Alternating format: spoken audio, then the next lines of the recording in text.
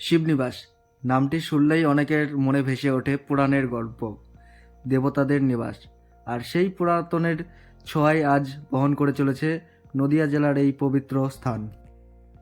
কথিত আছে, মহারাজ কৃষ্ণচন্দ্রের শাসনামলে বর্গী আক্রমণের সময় রাজধানী কৃষ্ণনগর থেকে সরিয়ে এখানে আনা হয়। পরবর্তীকালে শিবের নামে এই স্থানের নামকরণ করা হয় শিবনিবাস। তিনি এখানে 108টি শিব মন্দির প্রতিষ্ঠান করেন। আজও এখানে কয়েকটি মন্দির অবশিষ্ট রয়েছে। এর মধ্যে রাজরাজেশ্বরী মন্দির বিশেষ উল্লেখযোগ্য। এই মন্দিরে শিব লিঙ্গ 9 ফুট উচ্চতা। মহারাজ কৃষ্ণচন্দ্রের সেই রাজমহল, দোলমহল আজ ধ্বংসের স্তূপে পরিণত হয়েছে। দেখুন, আজ কলাবাগানে রূপান্তরিত হয়েছে সেই মহারাজ কৃষ্ণচন্দ্রের দোলমহল।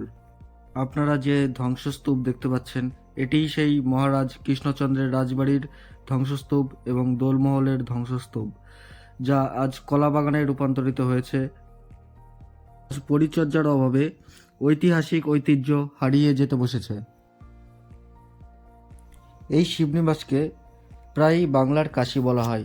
এর কারণ হলো এই স্থানে ধর্মীয় গুরুত্ব এবং মন্দিরের স্থাপত্য। শিবনিবাসের চূর্ণী নদীর তীরে অবস্থিত। এই নদী মন্দিরের সৌন্দর্য আরও বাড়িয়ে শ্রাবণ মাসে নবদ্বীপের গঙ্গার জল নিয়ে প্রায় 35 কিলোমিটার পথ পায়ে হেঁটে এই শিবনিবাসের শিবলিঙ্গের গঙ্গার জল অর্পণ করেন কয়েক লাখ ভক্ত। এছাড়াও সারা বছর চলে ভক্তদের আনাগোনা। আপনারা ভিডিওতে যে মন্দিরের চূড়াটি দেখতে পাচ্ছেন, এটিই হলো সেই রাজরাজেশ্বরী শিব মন্দির। এখানে মূলত যে 3টি মন্দির আছে, 3টির মধ্যে 2টিতে সুবিশাল শিবলিঙ্গ রয়েছে এবং একটিতে রাম সীতার মূর্তি আছে। আপনাদের কাছে অনুরোধ, আপনারা এরকম নিরপেক্ষ এবং স্বচ্ছ সংবাদ পেতে আমাদের গৌড়বঙ্গ সংবাদের পেজটি ফলো করবেন এবং আমাদের ইউটিউব চ্যানেলটিকে একবার সাবস্ক্রাইব করে দেবেন।